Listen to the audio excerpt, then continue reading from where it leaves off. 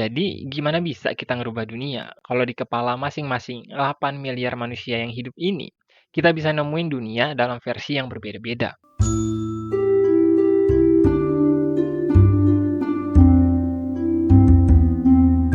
Kalau kalian ingat, kebanyakan dari kita waktu kecil pasti punya keinginan buat nyelamatin dunia. Ada yang pengen punya kekuatan super kayak Superman, Spiderman, atau apapun itulah pokoknya. Dan entah ini cuma perasaan gue sendiri atau gimana ya, setelah beranjak dewasa, gue juga sempat mikir atau bahkan berharap gitu. Ada yang nyerang sekolahan gue atau ada yang nyerang kampung gue gitu. Supaya nantinya ya bisa gue selamatin dan gue bisa jadi pahlawan lah, katakanlah kayak gitu. Sekarang, entah kenapa, seiring bertambahnya usia, perasaan itu justru ya hilang gitu aja. Atau mungkin ya, bisa jadi sebenarnya perasaan itu ya nggak hilang gitu, nggak pernah hilang. Cuman berubah bentuk dalam imajinasi atau harapan yang lain. Contohnya ya kayak pengen kaya atau pengen sukses gitu. Biar bisa bantu dan bahagiain orang-orang terdekat atau orang-orang di sekitar kita. Hal yang sama pun sebenarnya bisa aja kita temuin dalam diri seorang penjahat atau seorang kriminal lah, katakanlah kayak gitu yang meskipun tindakannya salah karena merugikan orang lain, tapi mereka juga punya sesuatu yang mereka perjuangin. Entah itu buat nyenengin keluarganya, atau nyekolahin anaknya, dan lain-lain. Jadi, kemungkinan besar dorongan untuk berusaha menjadi makhluk yang berguna itu nggak pernah bisa lepas dalam diri manusia.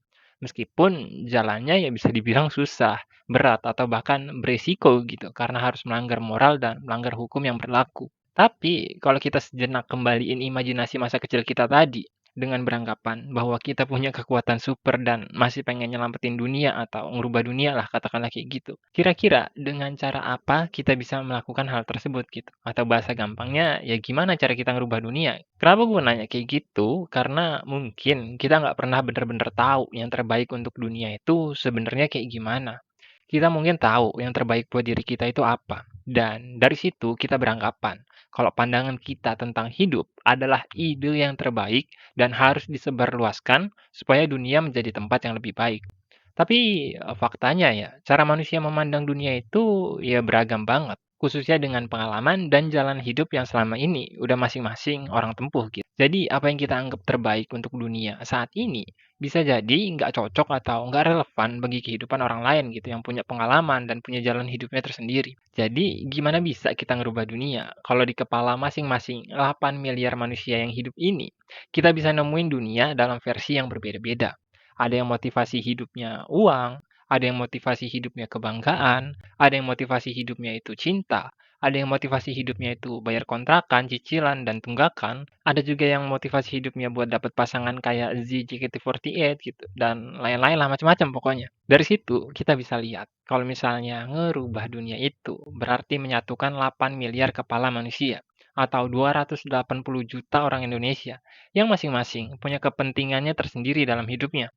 Sedangkan kita ngerubah kampung kita sendiri mungkin ya nggak bisa gitu. Atau bahkan memperbaiki kondisi keluarga kita sendiri pun ya bisa dibilang kita masih gagal. Dan yang lebih parahnya lagi mungkin kita masih sering berantem sama diri kita sendiri karena beberapa alasan. Sampai akhirnya kebanyakan orang yang pengen ngerubah dunia justru berakhir dengan diri dia yang dirubah sama dunia. Jadi ya wajar aja kalau pada akhirnya sebagian orang mikir bahwa dunia itu tempat yang nggak jelas, absurd, atau bahkan kayak neraka. Karena masing-masing orang itu ya saling sikut-menyikut gitu. Mau seenaknya sendiri, cuman mikirin kepentingan pribadi, dan jarang mikirin sesuatu yang di luar dirinya.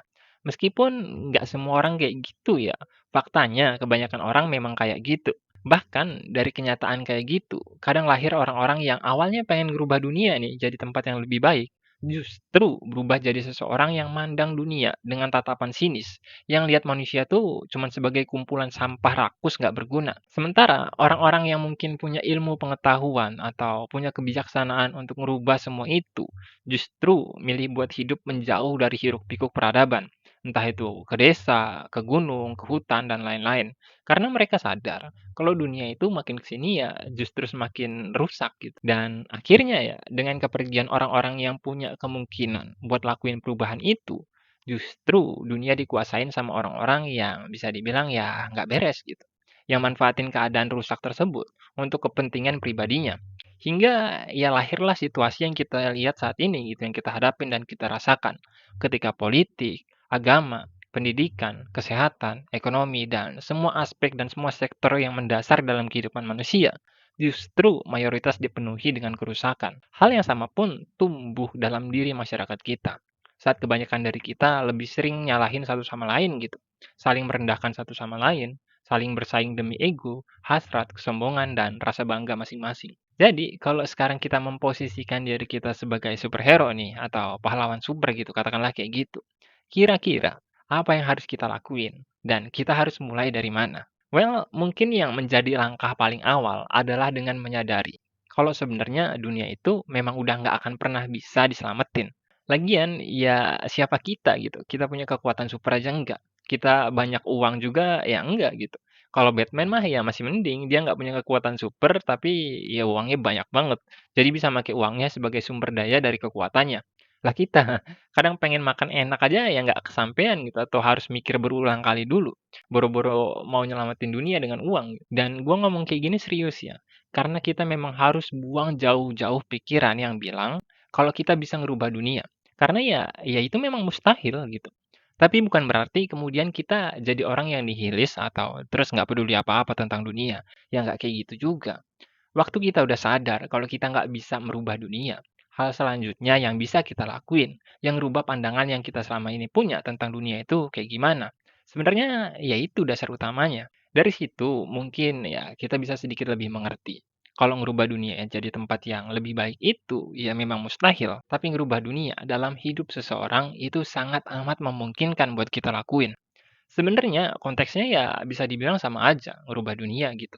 Karena sejatinya dunia itu adalah apa yang ada di dalam kepala seseorang. Jadi kalau kita ngerubah orang itu dan nyelamatin orang itu dari kegelapan, sama aja kita ngerubah sebuah dunia gitu. Masalahnya mungkin ada miliaran kepala di dunia ini, yang artinya ada miliaran dunia gitu.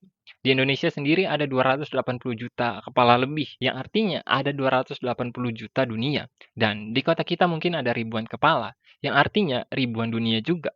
Kalau dorongan dari upaya kita ngerubah dunia atau ngerubah keadaan itu hanyalah ego dan rasa bangga yang kita punya, maka kita bakal mikir, wah anjir, gak mungkin gue bisa ngerubah dunia sebanyak itu satu-satu gitu. Yang ada justru diri gue yang hancur. Tapi, kalau motivasi kalian atau motivasi kita adalah niatan murni untuk menjadi berguna dan memiliki peran dalam hidup dengan membantu orang lain, maka kita bakal mikir, dari sekian banyak kepala itu, mungkin aja salah satu yang butuh pertolongan gitu. Dari sekian banyak miliaran orang, ratusan juta orang, ribuan orang, atau bahkan ratusan orang, mungkin salah satu ada yang kita bisa bantu. Sekarang, kalian tinggal pilih mau pakai cara pandang yang kayak gimana. Jujurnya ya, gue tuh nggak kepikiran buat bahas tema ini sebenarnya. Karena bisa dibilang ya tema ini nggak seberapa menarik, nggak menjual gitu, dan nggak kontroversial kayak tema-tema yang sering digunain sama YouTuber edukasi lain buat narik penonton. Jadi ya kemungkinan besar yang nonton video ini nantinya mungkin sedikit gitu. Tapi gimana kalau faktanya? Dari sedikit orang itu justru ada orang yang butuh buat denger hal ini. Sekian kausalisme, semoga video ini bermanfaat dan semoga kita bertemu di lain kesempatan. Sampai jumpa.